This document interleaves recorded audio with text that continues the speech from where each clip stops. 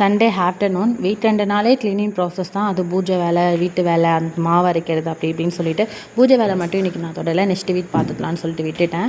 நாளைக்கு வந்துட்டு school reopen ஆகுது. எல்லாருமே நல்லா ஜாலியாக இருப்பீங்க. ஸ்கூல் பசங்க மட்டும் கொஞ்சம் சோந்தாப்பில் இருப்பாங்க. இவ்வளோ நல்லா விளையாடிட்டு நாளைக்கு ஸ்கூலுக்கு போகணுமேன்ட்டு என் குட்டீஸ்க்கு வந்து நான் இன்னும் எதுவும் ஷாப்பிங்ஸும் பண்ணலை. ஏன்னா தொழிலில் இத்தனை நாளாக வேலை இருந்துட்டதுனால ஷாப்பிங் பண்ணாதனால நான் நெக்ஸ்ட் வீக் போல் தான் நான் அனுப்புவேன். நாளைக்கு அனுப்ப போகிறதில்ல. ஸோ இன்னும் ஒரு வாரம் எனக்கு கொஞ்சம் ஃப்ரீயாக இருக்கும்.